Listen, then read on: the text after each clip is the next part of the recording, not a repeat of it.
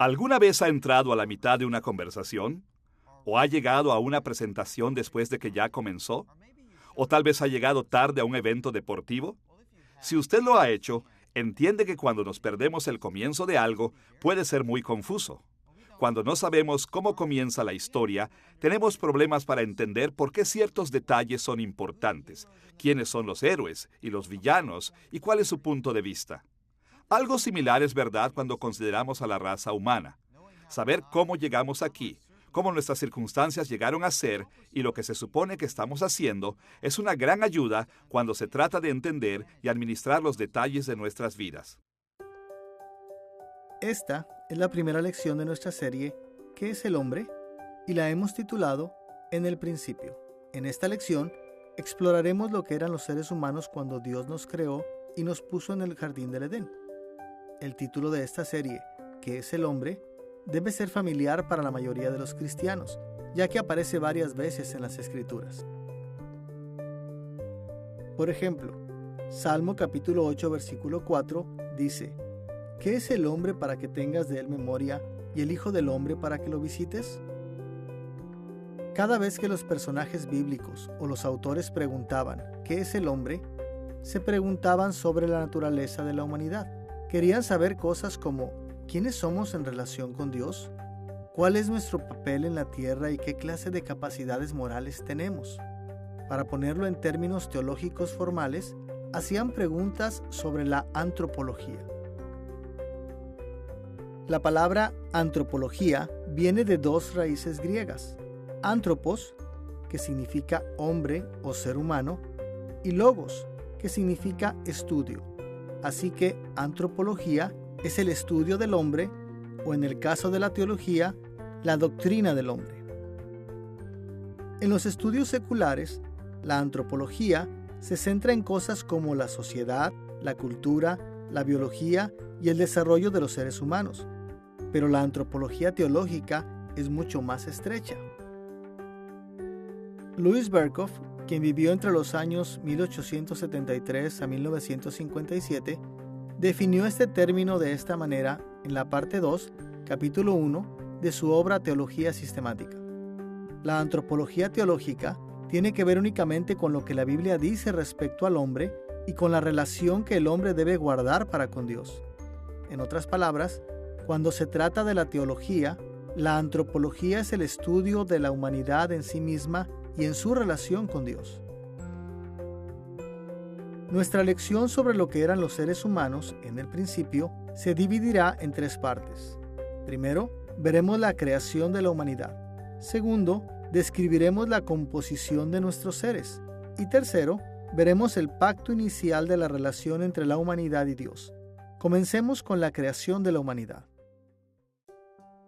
En el antiguo cercano Oriente, donde Moisés escribió el libro de Génesis, las historias de la creación eran extremadamente significativas. En culturas fuera de la Biblia, las historias de la creación típicamente explicaban lo que el mundo se suponía que era en su estado ideal. Ellos describieron cómo los dioses habían planeado originalmente que el mundo funcionara y asignaron varios papeles a sus criaturas. Y las Escrituras usan los relatos de la creación de maneras similares. Por supuesto, en las culturas alrededor del antiguo Israel, las historias de la creación eran mentiras. Atribuyeron las obras de la creación a dioses falsos y utilizaron sus historias inventadas para promover estructuras sociales y políticas inadecuadas y torcer las relaciones entre la humanidad y otras criaturas. Por el contrario, la Biblia relata la verdadera historia de la creación para explicar cómo la humanidad fue realmente diseñada para funcionar dentro del mundo. Esta es la razón por la cual muchas otras partes de la Biblia apelan a los relatos de la creación para probar cómo se supone que el mundo funciona y qué papel los seres humanos están moralmente obligados a jugar. Los teólogos a menudo se refieren a estas obligaciones como ordenanzas de creación, porque son requisitos morales establecidos por las obras de creación de Dios. Y la idea es que las obras de Dios son perfectas y por lo tanto son el estándar para nuestro propio comportamiento. A veces las ordenanzas de creación son explícitas, como el mandamiento de Dios, fructificad y multiplicaos, en Génesis capítulo 1, versículo 28. Pero otros están implícitos, tales como nuestra obligación de mantener el sábado santo. Los relatos de la creación no dicen explícitamente que los seres humanos deben descansar cada séptimo día, pero en los 10 mandamientos, en Éxodo capítulo 20, versículo 11, Moisés aclaró que el patrón de Dios de trabajar 6 días y descansar en el séptimo obliga a los seres humanos a hacer lo mismo. Por lo tanto, al pensar en la importancia y el papel de la humanidad, es natural y provechoso comenzar con nuestra creación. Exploraremos la creación de la humanidad en 3 pasos. Primero, resumiremos los relatos bíblicos de la creación. Segundo, consideraremos la historicidad de Adán y Eva. Y tercero, veremos su superioridad entre las criaturas de Dios. Veamos primero los relatos bíblicos. El libro de Génesis contiene 2 relatos de la creación. Uno está en Génesis capítulo 1, versículo 1 al capítulo 2, versículo 3, y el otro está en Génesis capítulo 2, versículos 4 al 25. Juntos, estos relatos nos dan una idea general de cómo y por qué Dios nos creó. Los relatos de la creación de Génesis 1 y 2, creo, son realmente complementarios entre sí, ya que ven la misma realidad. Ellos miran la primera cultura humana que es hecha por Dios, en la que los únicos ocupantes en este momento son 2 seres humanos. Miremos su cultura desde 2 aspectos diferentes, y realmente tenemos la narración de la creación del capítulo 1, y habla de todo el proceso, pero tenemos una especie de ventana en el día 6 de la creación de la vida humana en el capítulo 2, comenzando en el capítulo 2, y realmente va a hablar más sobre su relación entre estos. Y así estamos recibiendo una especie de película diferente de la misma imagen en ambos, y tenemos que ser capaces de leer eso y no buscar contradicciones necesariamente, pero creo que estamos viendo en realidad complemento y enriquecimiento. En el primer relato de la creación, en Génesis capítulo 1, versículo 2, se nos dice que la creación estaba originalmente desordenada y vacía. Entonces, en el resto del capítulo, se nos dice que Dios pasó 6 días formando y llenando el universo. Durante los 3 primeros días, Dios trató con el hecho de que estaba desordenada, dando forma a sus varios escenarios. El primer día separó la oscuridad de la luz. En el segundo día, formó el cielo y la atmósfera para separar las aguas de arriba de las aguas de abajo. Al tercer día, separó la tierra seca de los mares. Durante los 3 días siguientes, se ocupó del hecho de que la creación estaba vacía. Al cuarto día llenó la luz y la oscuridad de cuerpos celestes, como el sol y las estrellas. El quinto día puso aves en el cielo y criaturas marinas en los océanos. Al sexto día llenó la tierra seca de todo tipo de animales, y creó a los seres humanos para gobernar toda la creación en su nombre. Como leemos en Génesis capítulo 1, versículos 27 y 28. Y creó Dios al hombre a su imagen, a imagen de Dios lo creó. Varón y hembra los creó, y los bendijo Dios y les dijo: fructificad y multiplicaos, llenad la tierra y sojuzgadla, y señoread en los peces del mar y en las aves de los cielos y en todas las bestias que se mueven sobre la tierra. En este punto del relato bíblico, la humanidad se distinguía claramente del resto de la creación. Los seres humanos fueron creados a la imagen de Dios y se les dio autoridad sobre sus otras criaturas. Hablaremos de esto en profundidad más adelante. Así que por ahora, simplemente queremos señalar que la humanidad no solo fue parte de la creación, también fue su culminación. El segundo relato de la creación, en Génesis capítulo 2, versículos 4 al 25, contiene más detalles relacionados con la obra de Dios en el sexto día, cuando Dios creó a los animales terrestres y la humanidad. Aquí nos dice que Dios formó los animales moldeándolos del polvo de la tierra, y Él hizo al primer hombre, Adán, de la misma manera, también moldeando su cuerpo del polvo de la tierra. Pero es interesante notar que dice que solo Adán recibió el aliento de vida de Dios. A continuación, los animales fueron desfilando ante Adán para que pudiera tratar de encontrar un ayudante adecuado, uno que le ayudara en las tareas que Dios le había asignado. Durante este proceso, dio nombre a los animales. demostrando su autoridad sobre ellos. No es sorprendente que ninguno de ellos resultara ser un ayudante adecuado. Así que, para darle a Adán el ayudante que necesitaba, Dios creó a la primera mujer, Eva, para ser la esposa de Adán. Pero en vez de crearla del polvo de la tierra, Dios creó a Eva de la costilla de Adán. Esto hizo a Eva única entre todas las criaturas que Dios había creado. Como dijo Adán en Génesis capítulo 2, versículo 23, esta será llamada varona, porque del varón fue tomada. El acto de nombrarla varona demostró la autoridad de Adán sobre su esposa. Pero el nombre que él le dio, Isha, en hebreo, que traducimos mujer, sonaba como el propio nombre de Adán, Ish, que traducimos varón.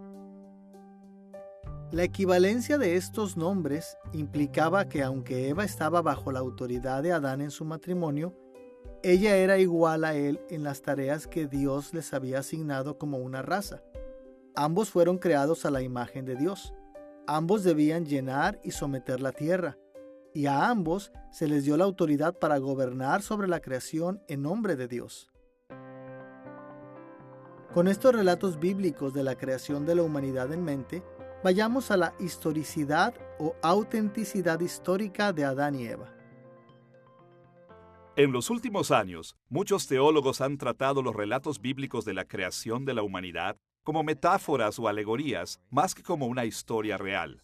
Pero la Escritura misma tiene una perspectiva muy diferente. Según muchos otros pasajes de la Biblia, Adán y Eva eran personas reales.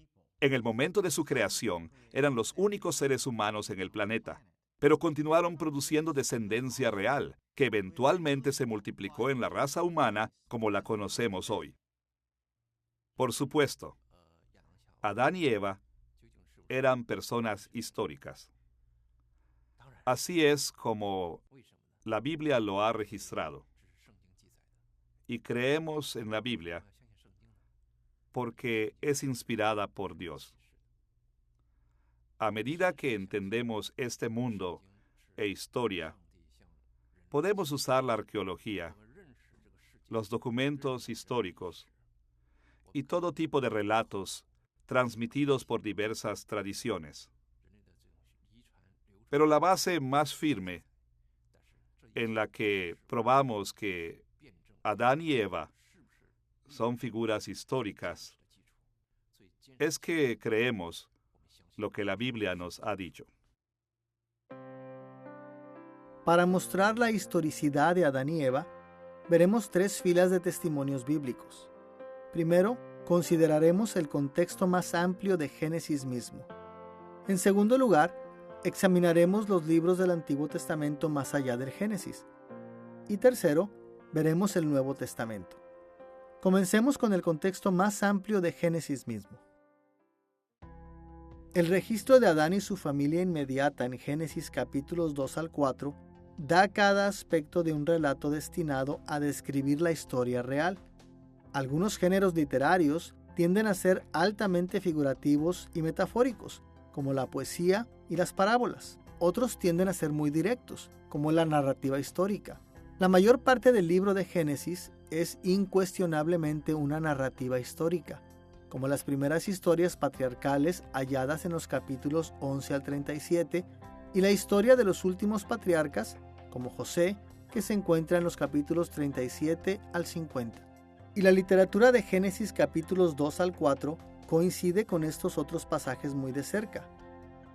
De hecho, Génesis capítulo 2 es introducido por el mismo marcador literario que introduce muchos otros relatos históricos a través del libro. Escuchemos las formas del lenguaje que Moisés usó en Génesis capítulo 2 versículo 4. Estos son los orígenes de los cielos y de la tierra cuando fueron creados. La frase, estos son los orígenes, El Toledot, en hebreo, puede ser literalmente traducido, estas son las generaciones. Esta misma frase introduce las listas y los relatos de las generaciones humanas en todo el Génesis. Introduce a los descendientes de Adán en el capítulo 5, versículo 1, Noé en el capítulo 6, versículo 9, Sem en el capítulo 11, versículo 10, Taré en el capítulo 11, versículo 27, Ismael en el capítulo 25, versículo 12, Isaac en el capítulo 25, versículo 19, Esaú en el capítulo 36, versículos 1 y 9, y Jacob en el capítulo 37, versículo 2. Además, Génesis proporciona detalles biográficos sobre la vida de Adán. Por ejemplo, nos dice que Eva quedó embarazada y nos dice los nombres de 3 de sus hijos, Caín, Abel y Set. También nos dice cuánto tiempo vivió Adán, que tenía 130 años cuando Set nació y que murió cuando tenía 930 años. Esta vida es mucho más larga de lo que los seres humanos viven hoy en día, pero todavía, obviamente, se presenta como datos históricos. Por lo tanto, a la luz de la forma literaria narrativa de estos capítulos, la fórmula generacional que los introduce y los detalles de la vida de Adán, podemos estar seguros de que Moisés intentó que Génesis capítulos 2 al 4 fueran leídos como historia. En otras palabras, pretendía que sus lectores creyeran que Adán y Eva eran personas reales e históricas. Ahora que hemos visto la historicidad de Adán y Eva en Génesis, dirijamos nuestra atención a otros libros del Antiguo Testamento. Eva no se menciona en ningún otro lugar en el Antiguo Testamento, pero Adán es mencionado 2 veces, y en ambos lugares se presenta como una figura histórica. La genealogía que comienza en Primera de Crónicas capítulo 1, versículo 1, lo enumera como el padre histórico de Set. Esta genealogía se remonta a las generaciones de Adán al tiempo que rodea a Israel y el regreso de Judá del exilio babilónico cerca del final del siglo VI a.C. Para los exiliados que regresaban, una genealogía precisa e histórica era importante porque les ayudaba a establecer sus propios roles y herencias en la tierra prometida. La genealogía basada en el mito no habría logrado este propósito y por lo tanto no habría sido persuasiva para la audiencia original del cronista. La otra mención de Adán aparece en Oseas. Este versículo compara los pecados del pueblo histórico de Israel con el pecado de Adán. Escuchemos Oseas capítulo 6, versículo 7. Mas ellos, cual Adán, traspasaron el pacto, allí prevaricaron contra mí. Algunos intérpretes creen que esto es una referencia a una ciudad llamada Adán, mencionada en Josué capítulo 3, versículo 16, pero no hay referencia en Josué a esa ciudad pecando. Por lo tanto, sería extraño que se usara en Oseas como un refrán, especialmente cuando el pecado de nuestro primer padre era tan conocido y tenía repercusiones tan terribles para la humanidad. Otros podrían sugerir que Adán no necesitaba ser una figura histórica para que esta comparación funcione, pero como veremos en el Nuevo Testamento, el pacto con Adán solo es significativo si es histórico.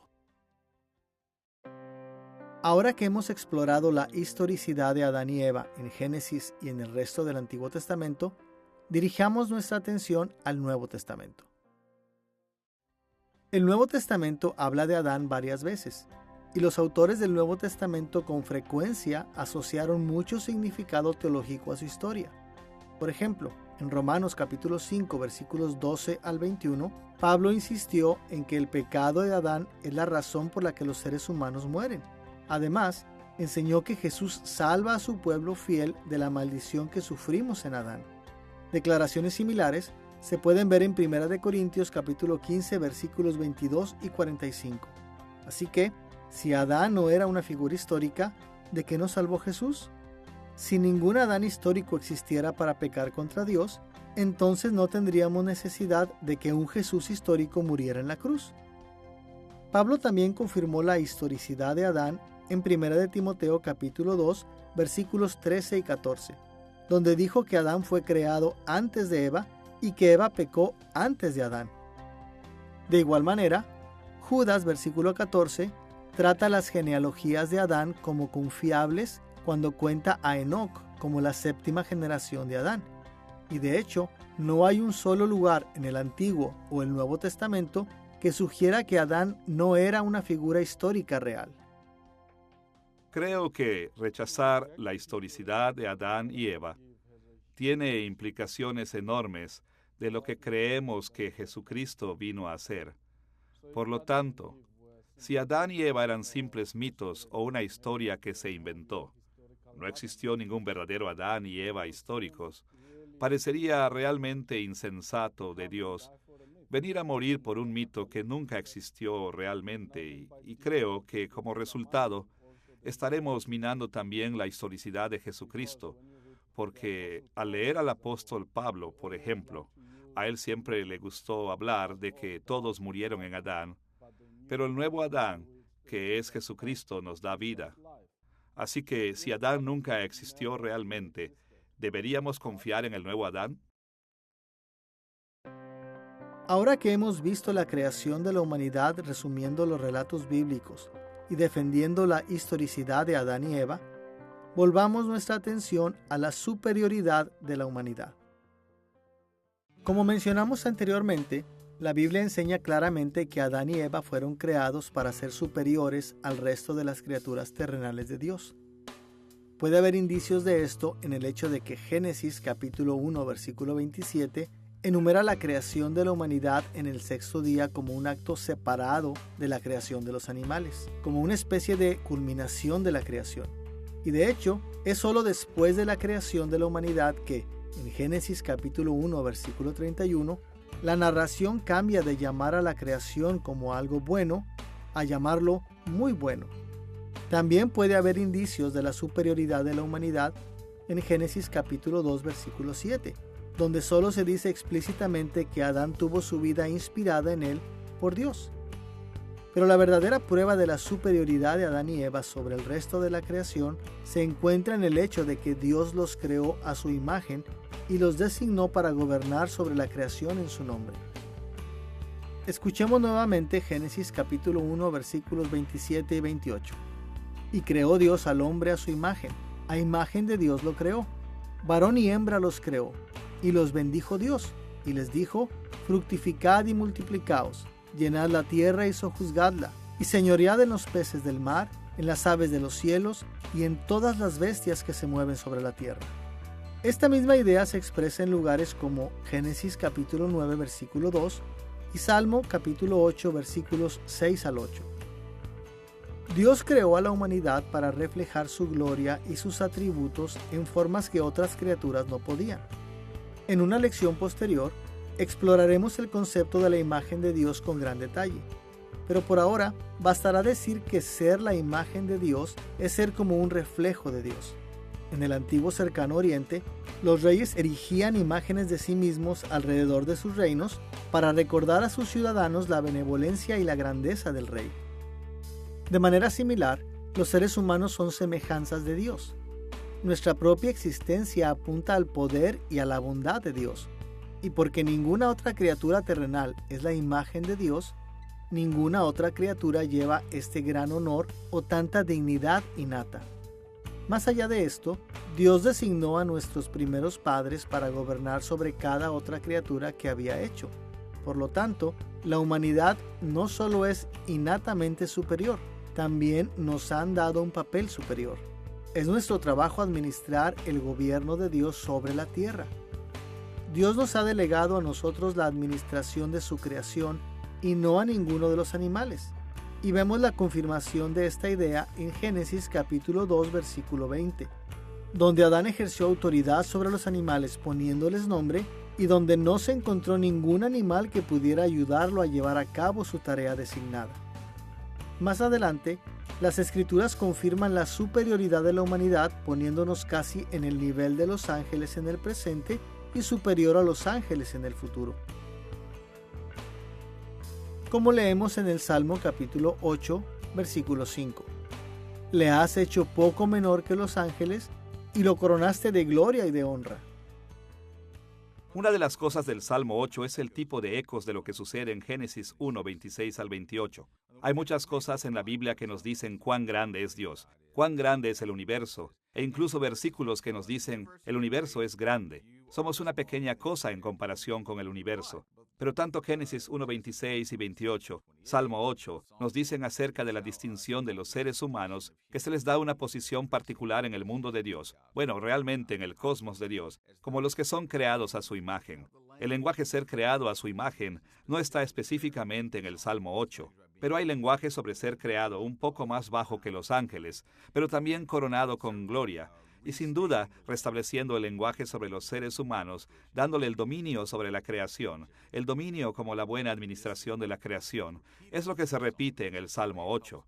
El Salmo 8 nos ayuda a ver que cuando Dios nos creó con gran significado y propósito. Desafortunadamente, muchas personas hoy han tratado de destruir la distinción entre la humanidad y los animales. Por ejemplo, muchos creen que la especie humana es un accidente de la evolución. Para ellos, la diferencia entre los seres humanos y los animales es principalmente histórica, explicada por unos pocos fragmentos de ADN.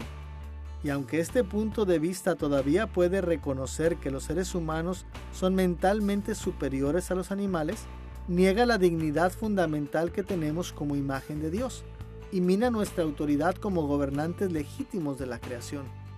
Los evangélicos han respondido a estas afirmaciones de muchas maneras diferentes.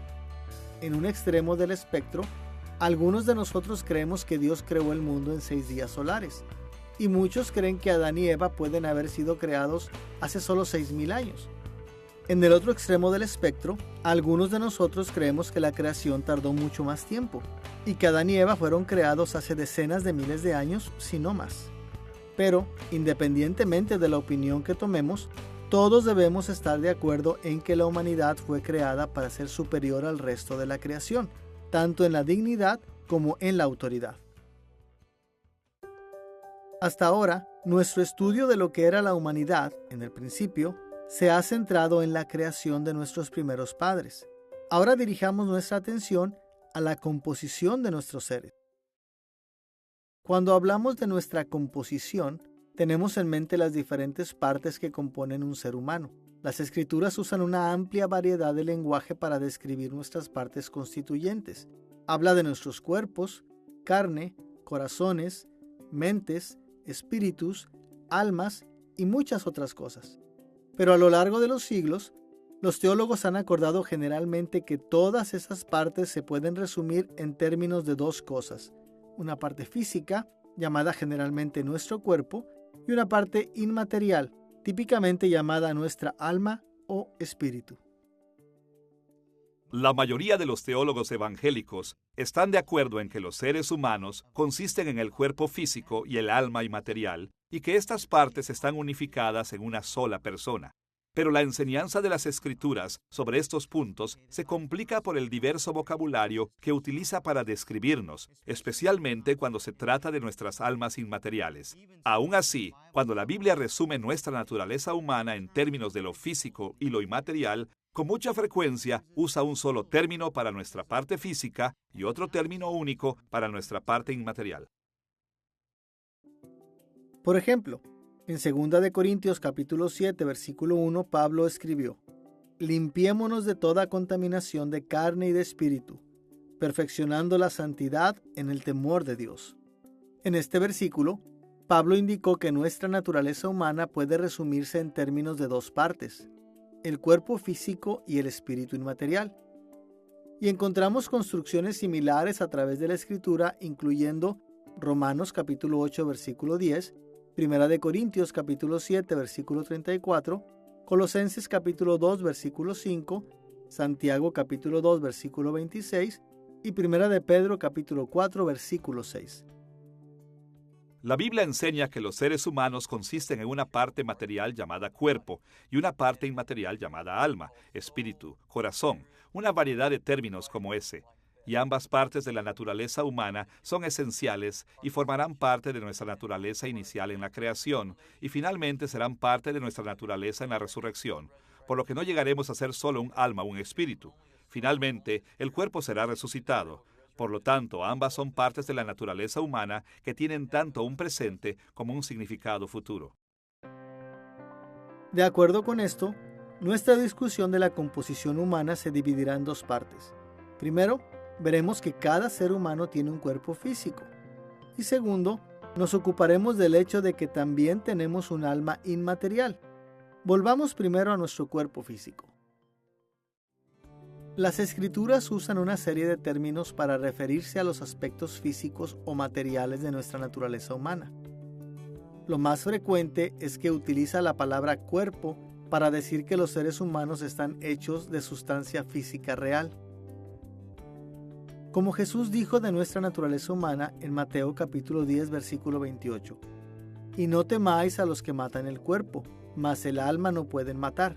Temed más bien a aquel que puede destruir el alma y el cuerpo en el infierno». En este versículo, Jesús usó el término cuerpo para referirse a nuestras cualidades físicas en distinción de nuestra alma, o cualidades inmateriales.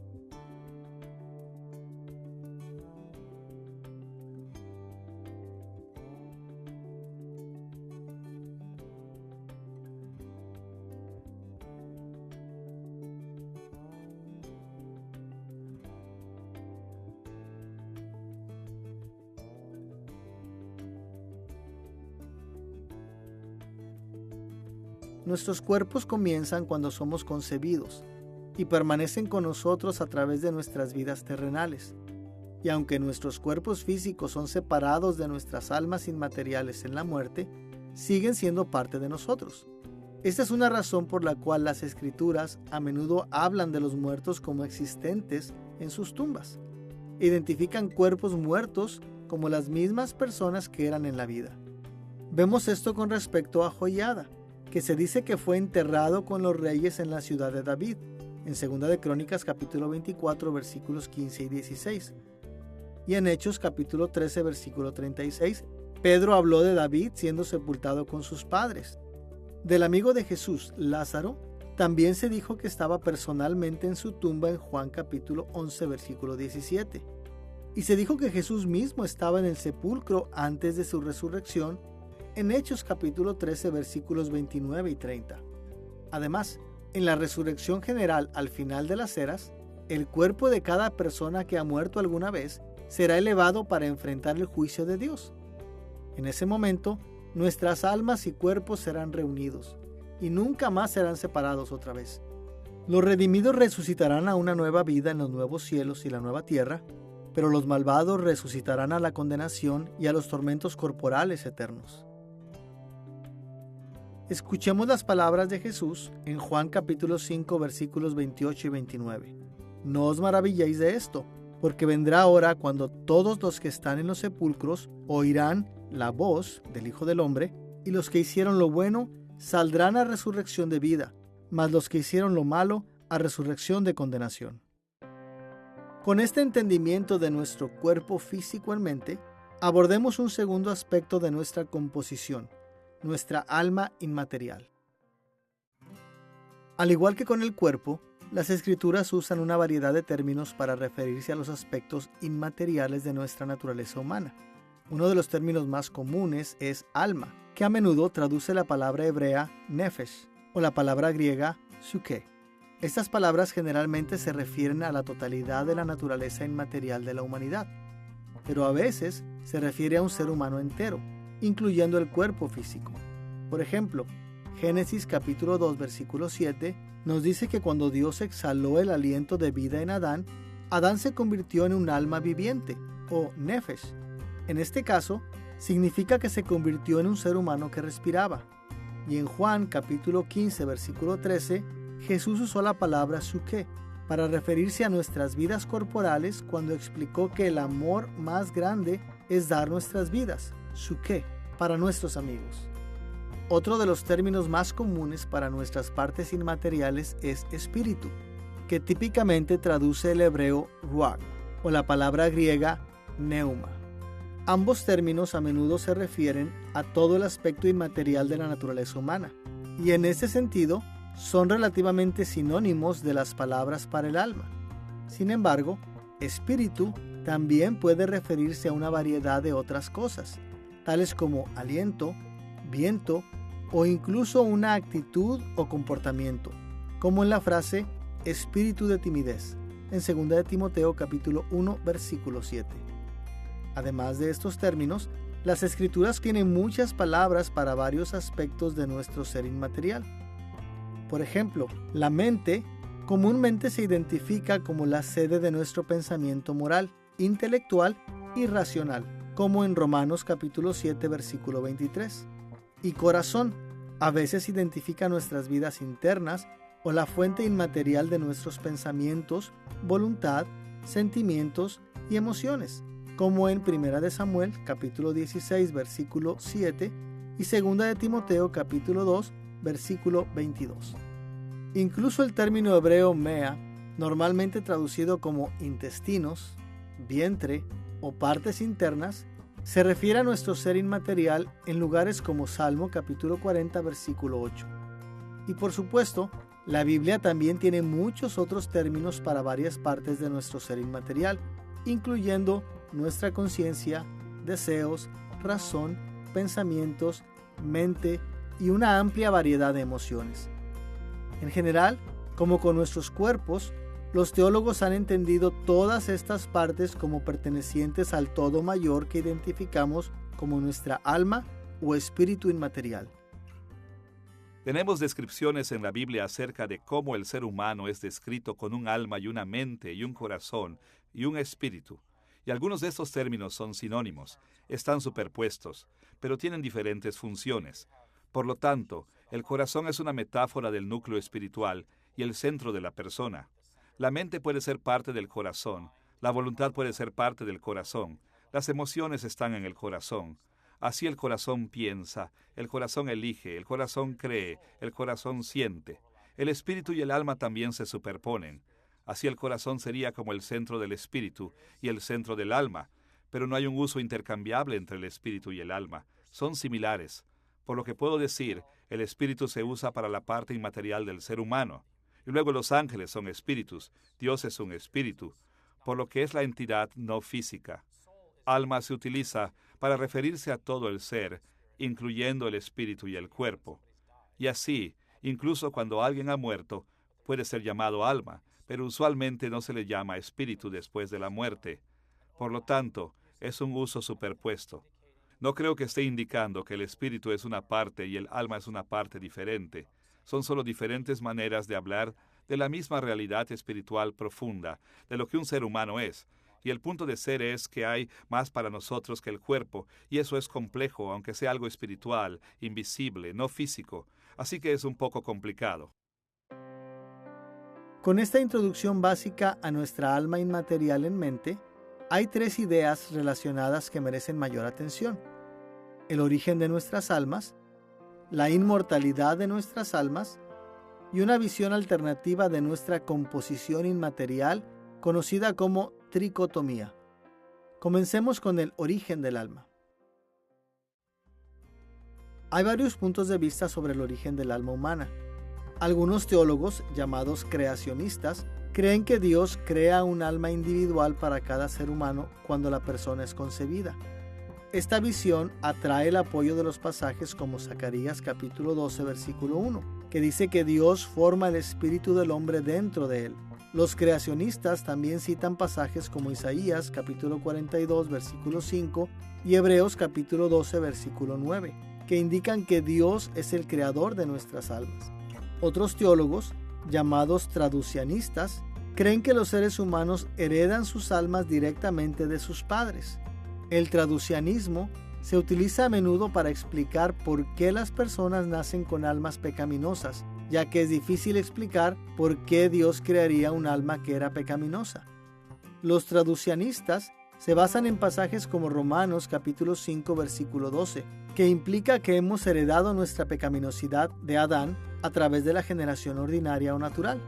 Y Hebreos capítulo 7 versículos 9 y 10, que enseña que Leví fue seminalmente presente en su antepasado Abraham. Podemos estar seguros de que nuestras almas vienen de Dios, pero no es muy claro cómo sucede eso. Por lo tanto, en estas lecciones no tomaremos una posición firme sobre ningún lado del argumento. Mucha gente espera que la Biblia nos diga sobre el origen de nuestra alma y cómo vino y cómo se hizo. La Biblia no aclara estas preguntas, pero nos dice que el hombre no es solo un cuerpo físico. Él tiene una parte no física. El hombre tiene un cuerpo, un espíritu y un alma. La Biblia dice que cuando Dios creó al hombre, Él sopló en él y él se convirtió en un espíritu vivo. Esa es la parte espiritual. La Biblia no nos dice cómo llegó, sino que está presente y que debemos cuidarla. Esta parte del hombre no está satisfecha con el pan o con las cosas físicas normales. Agustín lo explicó de esta manera. Tenemos una necesidad de tener a Jesús en nuestra vida para cumplir con nosotros, tanto en la vida física como en lo espiritual. Habiendo hablado del origen de nuestra alma inmaterial, hablemos brevemente de su inmortalidad. La Biblia enseña que nuestras almas continúan existiendo después de que nuestros cuerpos mueren. Mientras nuestros cuerpos yacen en sus tumbas, las almas de los impíos sufren castigo temporal en el infierno, y los creyentes disfrutan de bendiciones temporales en el cielo. Esto ocurre en lo que los teólogos llaman el estado intermedio, o el tiempo entre nuestras vidas en la tierra ahora y la resurrección general cuando Cristo regrese. Como Pablo dijo en 2 de Corintios capítulo 5 versículo 8, «Mas quisiéramos estar ausentes del cuerpo y presentes al Señor». El punto de Pablo es que el aspecto inmaterial de nuestra naturaleza humana sobrevive a la muerte. Y si somos creyentes, nuestra alma va a estar con el Señor. Las Escrituras hablan de manera similar en Lucas capítulo 23 versículo 43, Hechos capítulo 7 versículo 59, Filipenses capítulo 1 versículos 23 y 24 y Apocalipsis capítulo 6 versículo 9. Algo similar es verdad para las almas incrédulas, pero en lugar de disfrutar de la presencia del Señor en el cielo, sufren en el infierno. Como Jesús enseñó en Lucas capítulo 12 versículos 4 y 5. No temáis a los que matan el cuerpo, y después nada más pueden hacer. Temed a aquel que después de haber quitado la vida, tiene poder de echar en el infierno. Aunque el infierno es un lugar de muerte, es importante reconocer que la muerte en la Escritura no es una cuestión de dejar de existir. Más bien, es una cuestión de caer bajo la condenación de Dios. Así que, desde la perspectiva del castigo y las bendiciones, las almas en el infierno están muertas, pero desde la perspectiva de la existencia, esas almas continúan para siempre. Después del estado intermedio de castigo y bendición temporal, nuestras almas se reunirán con nuestros cuerpos en la resurrección general. En ese momento, iremos a nuestros destinos finales y permanentes. Los malvados sufrirán física y espiritualmente en el infierno. Pero como creyentes, cuando nuestros cuerpos resucitados se unan a nuestras almas inmortales, viviremos corporalmente y espiritualmente con Cristo en los nuevos cielos y la nueva tierra para siempre. Ahora que hemos considerado el alma inmaterial de la humanidad en términos de su origen e inmortalidad, debemos mencionar la doctrina de la tricotomía. Como cristianos, sabemos que los seres humanos no son meramente criaturas físicas. Después de todo, las Escrituras hablan de nuestras almas inmateriales de una gran variedad de maneras. La visión más común entre los teólogos y académicos evangélicos es la que ya hemos descrito, que se llama dicotomía, o la visión bipartita. Esta es una doctrina que dice que los seres humanos están compuestos de dos partes fundamentales, cuerpo y alma. Aún así, no todos los teólogos evangélicos creen que nuestra composición se describe mejor en términos de un cuerpo físico y un alma inmaterial. Algunos teólogos, en cambio, afirman la doctrina de la tricotomía o la visión tripartita. Esta visión dice que los seres humanos consisten en tres partes: cuerpo, alma y espíritu.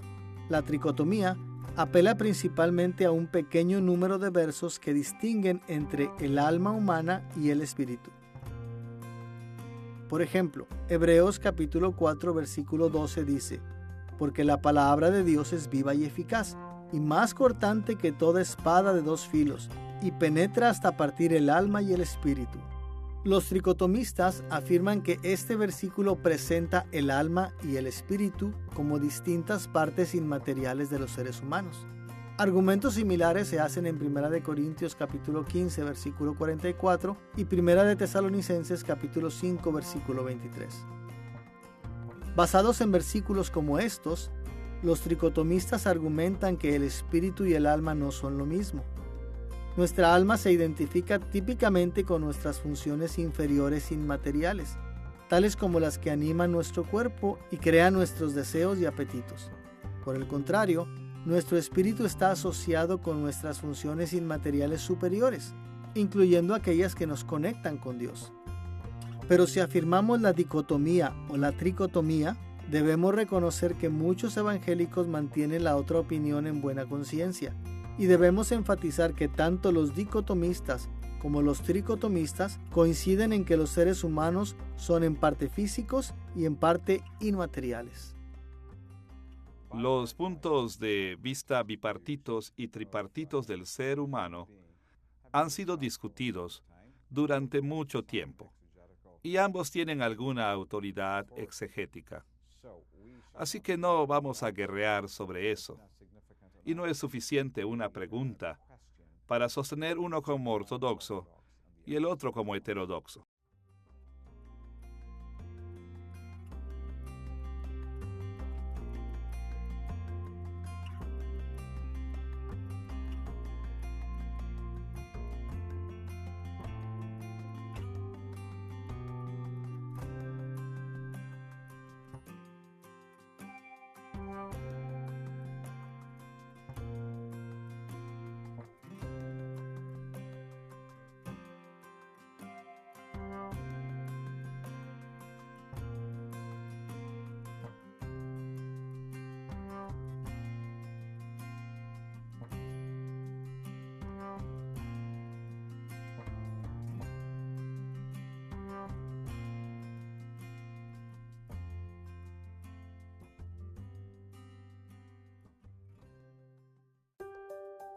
Hasta ahora, en nuestra lección sobre lo que los seres humanos eran en el principio, hemos visto la creación de la humanidad y la composición de nuestros seres.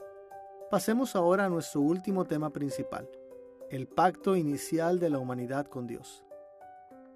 Cuando Dios creó a Adán y Eva, no solo los puso en la tierra y los dejó correr libremente. Él los creó para un propósito, para construir su reino terrenal. Les dio las habilidades y la ayuda que necesitaban para llevar a cabo la tarea. Estableció reglas que les exigían ser leales y trabajar diligentemente. Explicó las bendiciones que recibirían si le obedecieran y los castigos que soportarían si no lo hicieran. En términos teológicos, podemos decir que Dios estableció una relación de pacto entre Él y la humanidad. A lo largo de la historia del Antiguo y Nuevo Testamento, Dios entró en relaciones formales con su pueblo. Los términos de estas relaciones formalizadas a menudo se anotaron en lo que las Escrituras llaman pactos, traducido de la palabra hebrea berit y de la palabra griega diateque. Estas relaciones de pacto se parecían a antiguos pactos internacionales, especialmente los tratados entre grandes emperadores o soberanos y los reinos vasallos que les servían. Estos antiguos tratados compartían tres rasgos: la benevolencia del soberano hacia su vasallo, la lealtad que el soberano requería de su vasallo y las consecuencias que resultarían de la lealtad o deslealtad del vasallo. Y estos tratados o pactos continuaron a través de las generaciones, de modo que los sucesores de los vasallos continuaran sirviendo a los sucesores de los soberanos. De manera similar, los pactos de Dios registran su benevolencia hacia su pueblo, explican los requisitos de la lealtad que le deben y describen las consecuencias para la lealtad o la deslealtad a esos requisitos. Ahora, en el registro de la creación de la humanidad, en Génesis capítulos 1 al 3, el hebreo no usa el término berit, y la Septuaginta, la traducción griega del Antiguo Testamento, tampoco usa la palabra diateque. Como resultado, algunos teólogos niegan que la relación entre Dios y Adán pueda ser llamada correctamente un pacto. Aún así, la Escritura sugiere fuertemente que Dios hizo un pacto con Adán y con el resto de la humanidad a través de Adán. Por un lado, la relación de Dios con Adán contenía todos los elementos normales del pacto. Dios era claramente un rey soberano y superior sobre Adán. Y como vimos anteriormente en Génesis capítulo 1, versículo 28, Dios designó a la humanidad como sus vasallos o reyes sirvientes y les instruyó a gobernar sobre la creación en su nombre. Además, la relación de Dios con Adán incluía la benevolencia de Dios, el requisito de la lealtad de Adán y las consecuencias de la obediencia o desobediencia de Adán. Veremos estos elementos del pacto más de cerca en un momento. Por lo tanto, por ahora, simplemente señalaremos que la presencia de estos elementos demuestran la existencia de una relación de pacto. Por otra parte, la relación del pacto de Dios con Adán se asume más adelante en Génesis en el relato de Noé. En Génesis capítulo 6, versículo 18, Dios dijo a Noé: «Estableceré mi pacto contigo». Aquí la palabra estableceré se traduce del verbo hebreo kum. Esta es la palabra normal para confirmar un pacto existente. El verbo normal para crear un nuevo pacto es karat. Entonces, cuando Dios dijo que Él establecería su pacto con Noé, Él quería decir que Él confirmaría con Noé una relación de pacto que ya existía. Y la relación de Dios con Adán es la única relación en Génesis que parecería estar aquí. Esta interpretación es confirmada por la referencia de Oseas al pacto de Adán. Recordemos que Oseas capítulo 6 versículo 7 dice: «Mas ellos, cual Adán, traspasaron el pacto, allí prevaricaron contra mí». Más allá de esto, Jeremías capítulo 33 versículos 20 y 25 se refiere a un pacto que une a la creación misma. Este pacto parece haber sido hecho durante la semana de la creación, por lo que naturalmente incluiría a Adán y Eva como vasallos de Dios. Otra prueba de que Dios hizo un pacto con Adán es que la relación de Dios con Adán era paralela a la relación de Dios con Cristo. Pablo escribió sobre esto ampliamente en Romanos capítulo 5 versículos 12 al 19. Y la relación de Dios con Cristo fue un pacto. Este hecho aparece repetidamente en Hebreos capítulo 7 al 13. Y el mismo Jesús lo menciona en la última cena.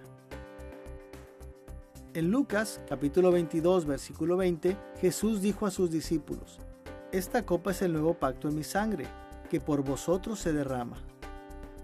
Es cierto que, como dijimos antes, Moisés no usó la palabra berit para describir la relación de Dios con Adán, pero independientemente de cómo lo llamemos, podemos estar seguros de que el arreglo entre Dios y Adán compartió todas las características de un pacto.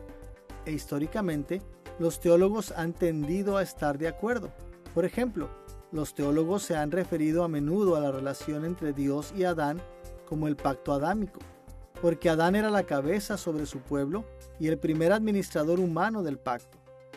También se han referido a él como el pacto de la vida, porque habría dado lugar a la vida eterna si Adán no lo hubiera roto. Lo han llamado el pacto de la creación, porque fue hecho durante la semana de la creación y tiene implicaciones para todo el orden creado. Y lo han llamado el pacto de obras, porque prometió la vida en la condición de las obras de la obediencia de la humanidad. Pacto de obras se refiere a una administración en los primeros capítulos del Génesis, en la cual Dios vino a Adán y le dijo en Génesis capítulo 2 que no comiera del fruto del árbol del conocimiento del bien y del mal, porque el día que él comiera seguramente moriría. El pacto de obras comprendía la vida y muerte de Adán. Si Adán desobedecía a Dios, entonces la muerte sería el resultado. Si Adán hubiera obedecido a Dios y continuaba en obediencia a Dios, cosa que no hizo, entonces la vida confirmada habría sido el resultado. Y Adán era una persona representativa, como Pablo enseña en Romanos 5 y 1 de Corintios 15. Y esto significa que cuando Adán obedeció o desobedeció, y en este caso desobedeció, lo hizo como representante de su posteridad, de modo que cuando él pecó y la muerte vino al mundo, su pecado fue contado a su posteridad y así la muerte a ellos. Consideraremos el pacto de Dios con Adán en términos de las tres características principales de los pactos que mencionamos anteriormente. Primero, veremos la benevolencia divina de Dios hacia la humanidad. Segundo, examinaremos la lealtad humana que Dios requiere de Adán y su raza. Y tercero, consideraremos las consecuencias de la obediencia y desobediencia de la humanidad. Comencemos con la benevolencia divina de Dios. La benevolencia de Dios es la bondad y el favor que Él expresa hacia sus criaturas, como las cosas buenas que hizo por Adán y Eva en Génesis capítulos 1 y 2. Por ejemplo, Dios creó a Adán y Eva a su imagen y los elevó a una posición de autoridad sobre el resto de la creación. David escribió acerca de esta benevolencia en palabras similares en el Salmo 8, versículos 4 a 6. Digo, ¿qué es el hombre para que tengas de él memoria, y el hijo del hombre para que lo visites? Le has hecho poco menor que los ángeles, y lo coronaste de gloria y de honra. Le hiciste señorear sobre las obras de tus manos, todo lo pusiste debajo de sus pies. Cuando David le preguntó, ¿qué es el hombre para que tengas de él memoria?, él estaba reconociendo que la humanidad no merecía el tipo de atención que habíamos recibido de Dios. Y David fue particularmente impresionado por la benevolencia de Dios en dar a Adán y Eva y a sus descendientes autoridad sobre la creación. Otra forma en la que Dios expresó benevolencia en su pacto inicial con la humanidad fue proporcionando refugio y sustento. En particular, como aprendimos en Génesis capítulo 2, versículo 8, permitió que Adán y Eva vivieran en el jardín del Edén y también les proporcionó todo el alimento que necesitaban. En Génesis capítulo 1 versículo 29, Dios le dijo a Adán: He aquí que os he dado toda planta que da semilla, que está sobre toda la tierra, y todo árbol en que hay fruto y que da semilla os serán para comer. La benevolencia del pacto de Dios estaba en plena exhibición después de que Adán cayó en pecado. En Génesis capítulo 2 versículo 17, Dios había advertido a Adán que la humanidad moriría si transgredían su ley comiendo del fruto del árbol del conocimiento del bien y del mal. Pero cuando lo comieron, no murieron, al menos no físicamente. En cambio, Dios proveyó un camino para que ellos fueran redimidos y derramó la gracia salvadora sobre ellos, y continuó mostrando esa gracia generación tras generación de su pueblo, a todos los que se arrepintieron del pecado y volvieron a Dios para salvación. En Génesis capítulos 1 y 2, Dios creó todo para el bien de la humanidad, no solo para Adán y Eva, sino para todos sus descendientes. De hecho, después de la caída, toda la humanidad sigue disfrutando de esa creación inicial. Lo que es aún más asombroso es que, cuando nuestro Señor Jesucristo caminó sobre la tierra, muchas de las cosas que anunció, predicó y usó como ejemplos, también se encuentran en Génesis capítulos 1 y 2, como las estrellas que vio en el cielo, que también llevó a los sabios a adorarle. Y cuando predicaba en los campos, mencionaba especialmente las aves que no siembran ni siegan. Todos ellos se convirtieron en excelentes parábolas predicadas. Esto también nos lleva a pensar que cuando el Señor vuelva en el futuro, la luz gloriosa que aparecerá en los nuevos cielos y la nueva tierra fue registrada maravillosamente en Génesis, porque Dios la creó en el principio. Creo que una de las razones por las que Dios creó estas cosas en el principio fue para servir a este propósito muy especial. Con esta comprensión de la benevolencia divina de Dios en mente, volvamos a la lealtad humana que su pacto requiere. Para demostrar la exigencia de Dios de lealtad humana, los teólogos a menudo han señalado Génesis capítulo 2, versículo 17, donde Dios le ordenó a Adán no comer del árbol del conocimiento del bien y del mal. Y aunque es cierto que esto era parte de la lealtad que Dios requería, sus mandamientos iban más allá de este punto de prohibición. Los teólogos tienen diferentes maneras de describir estas obligaciones, pero muchos dicen que Adán recibió la ley moral completa de Dios, que luego fue resumida en los 10 mandamientos. Por ejemplo, la Confesión de Fe de Westminster, completada en 1647, describe las obligaciones de Adán de esta manera en el capítulo 19, secciones 1 y 2. Dios dio a Adán una ley como un pacto de obras, por la que lo obligó a toda su posteridad a una obediencia personal, completa, exacta y perpetua. Esta ley, después de la caída de Adán, continuaba siendo una regla perfecta de rectitud, y como tal, fue dada por Dios en el monte Sinaí en 10 mandamientos. En esta lección, limitaremos nuestra investigación a 2 tipos de lealtad humana que Dios requiere. Primero, Dios puso obligaciones sacerdotales en Adán y Eva, y segundo, Él les dio obligaciones reales sobre el resto de la creación. Veamos primero las obligaciones sacerdotales de la humanidad.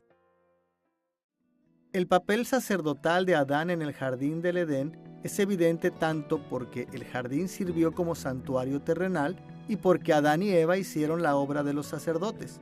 Como un santuario, el jardín fue el precursor del tabernáculo y más tarde del templo. De hecho, los muebles y las decoraciones del tabernáculo llevaron a muchos teólogos a concluir que era una réplica del jardín del Edén. El candelabro del tabernáculo se parecía al árbol de la vida del jardín. Los querubines, que adornaban las cortinas del tabernáculo, y el arca de la alianza, recordaban a los querubines que guardaban el jardín del Edén en Génesis capítulo 3, versículo 24. Y así, como el jardín del Edén era un precursor del tabernáculo y del templo, Adán y Eva eran precursores de los sacerdotes que ministraban en esos edificios sagrados. Por ejemplo, Dios caminó y habló con Adán y Eva en Génesis capítulo 3. De acuerdo con Levítico capítulo 16, Dios manifestó más tarde su presencia solo a su sumo sacerdote y solo en el lugar más santo del tabernáculo y del templo.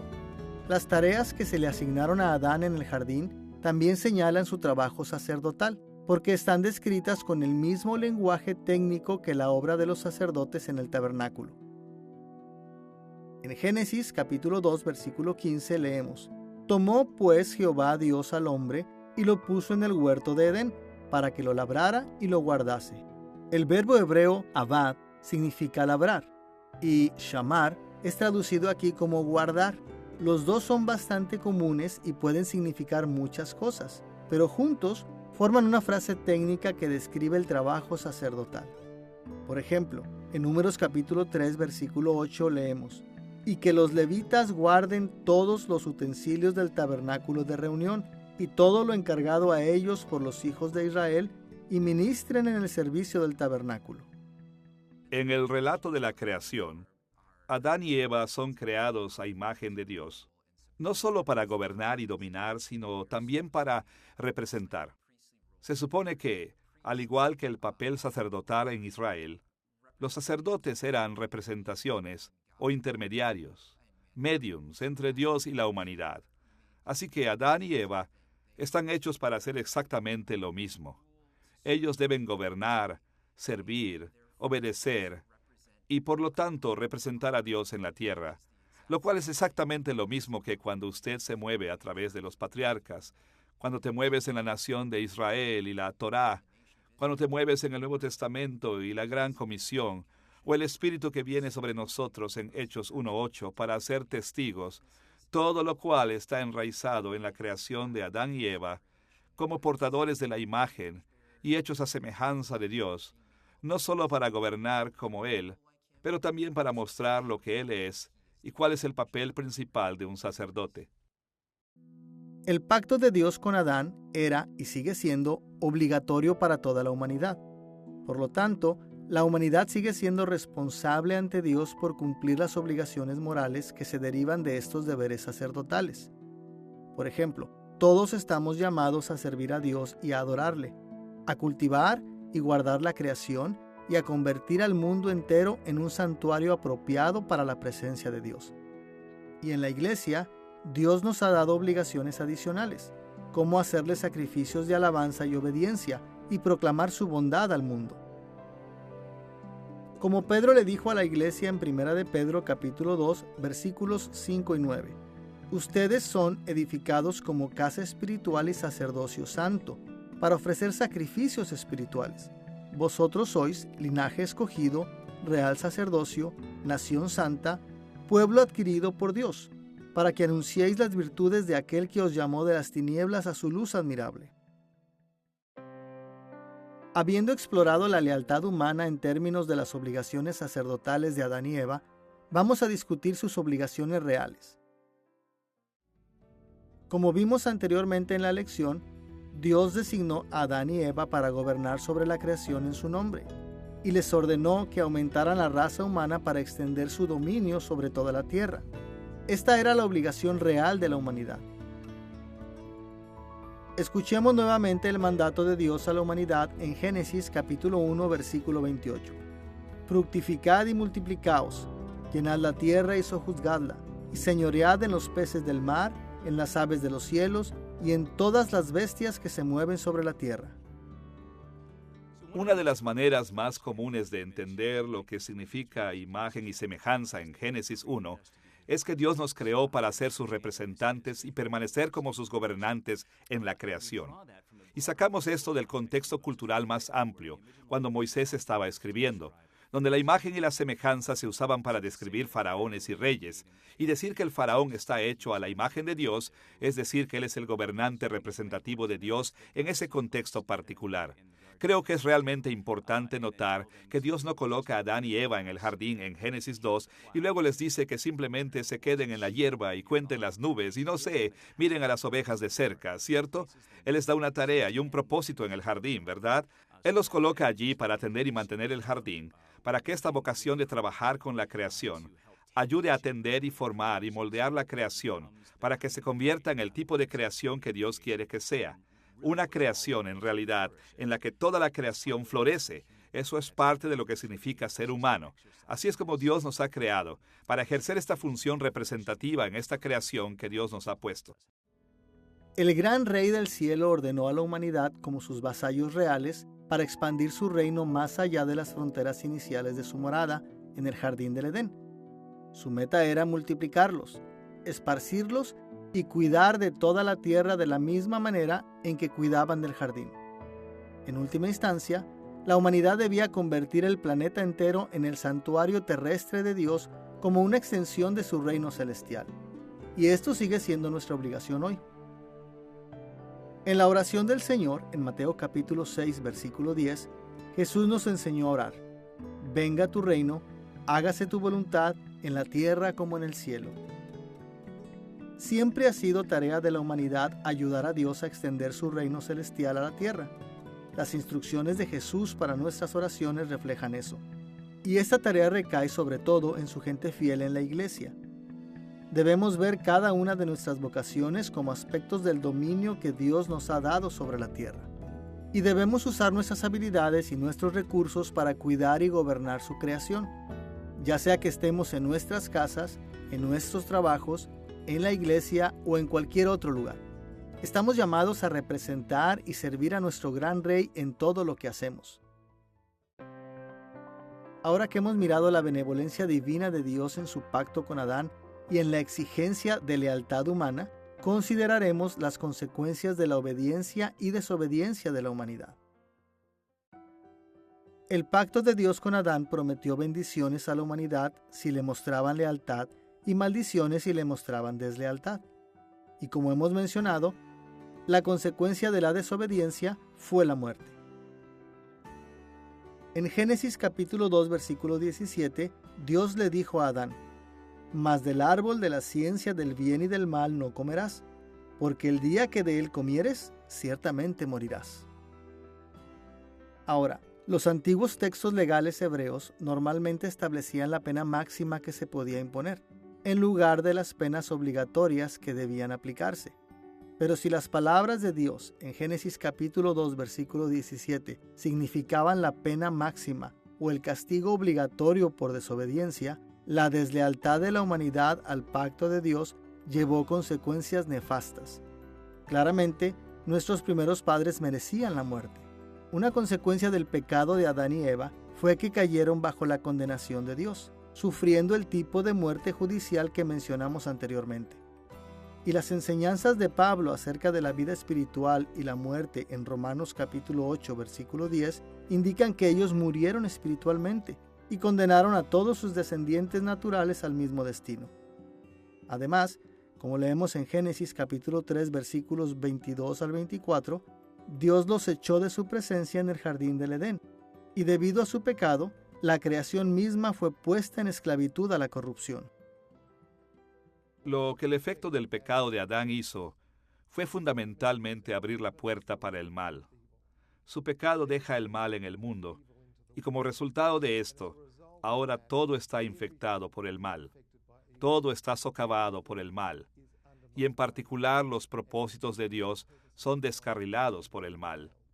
Por lo tanto, afecta a la humanidad, a nuestros cuerpos, a nuestras mentes, afecta el tejido mismo de la creación, de modo que está sujeto, como dice Romanos 8, a la frustración, anhelando su propia restauración. Y por supuesto, relacionalmente afecta nuestras relaciones con los demás, como seres humanos, pero lo más importante, nuestra relación con Dios. Y así el mal se convierte en el problema que necesita ser resuelto. Y mientras que solo tomó un acto de desobediencia para abrir la puerta para el mal, es un poco como desenredar un nudo. Es un gran trabajo socavar el mal, que ha penetrado tan profundamente en el orden creado. Es por eso que el acto de pecado de Adán y Eva toma solo algunas líneas en la Biblia, pero el acto de deshacer toma más de 1000 páginas. A pesar de todas las terribles consecuencias del pecado de la humanidad, Dios no mató a nuestros primeros padres, los dejó físicamente vivos. Y más que esto, Dios les extendió benevolencia en su nuevo estado de pecado. Por ejemplo, Él los restauró implícitamente a la vida espiritual, como lo demuestra su suposición de que criarían a sus hijos con fe y por las expresiones de fe de Eva en Génesis capítulo 4, versículos 1 y 25. Más allá de esto, Dios prometió enviar a un Redentor para rescatarlos de todas las consecuencias de su pecado. Esta promesa aparece en la maldición de Dios contra la serpiente, que había engañado a Eva para que comiera del fruto prohibido. Escuchemos las palabras de Dios a la serpiente en Génesis capítulo 3, versículo 15. Y pondré enemistad entre ti y la mujer, y entre tu simiente y la simiente suya. Esta te herirá en la cabeza, y tú le herirás en el calcañar. El Redentor sería en última instancia Cristo, que mantendría el pacto perfectamente, ganaría las bendiciones del pacto de Dios y compartiría graciosamente sus bendiciones con aquellos a quienes redimió. Ahora, la historia de Adán y Eva en Génesis no describe explícitamente todas las bendiciones del pacto adámico, pero Génesis capítulo 1 versículos 22 y 28 implica que multiplicar y gobernar sobre la tierra fueron bendiciones de obediencia. Esta idea es confirmada por escrituras posteriores que apuntan a la bendición de su descendencia, como Deuteronomio capítulo 7 versículo 14 y la bendición del gobierno sobre la tierra, como 2 de Timoteo capítulo 2 versículo 12. Además, la expulsión de Adán y Eva del jardín en Génesis capítulo 3 versículos 22 a 24 tenía la intención, al menos en parte, de impedir su acceso al árbol de la vida. Si hubieran permanecido obedientes, habrían podido comer su fruto, permitiéndoles vivir para siempre en la comunión de Dios y su presencia inmediata. Así, podemos concluir que la vida eterna también habría sido una bendición de su obediencia. Y esta conclusión es fortalecida por Romanos capítulo 5, versículos 12 a 19, que enseña que Jesús obtuvo la vida para nosotros al tener éxito donde Adán había fracasado. Además, como Adán era la cabeza del pacto de la raza humana, las consecuencias de su lealtad y deslealtad eran asuntos de vida y muerte para toda la humanidad. Trágicamente, Adán y Eva fueron desleales a Dios, de modo que ellos y todos sus descendientes ordinarios y naturales fueron sometidos al pecado, a la corrupción y a la muerte. Pero la divina benevolencia de Dios seguía dominando y proveía una manera de escapar a través de Jesucristo, su Redentor prometido. En esta lección, sobre lo que los seres humanos éramos en el principio, hemos visto la creación de la humanidad en términos de los relatos bíblicos y su historicidad y la superioridad de la humanidad sobre el resto de la creación. También hemos descrito nuestra composición como seres con cuerpos físicos y almas inmateriales. Y hemos considerado el pacto inicial de la humanidad con Dios en términos de su benevolencia divina, la lealtad humana que requiere y las consecuencias de la obediencia y la desobediencia. Es asombroso pensar en la dignidad y el honor que Dios ha invertido en la humanidad en la creación. Obviamente, el pecado ha causado enormes problemas para nosotros, pero conocer el diseño de Dios para los seres humanos es un primer paso crítico para entender sus planes, para superar ese pecado y para restaurar la humanidad y el resto de la creación a su gloria deseada.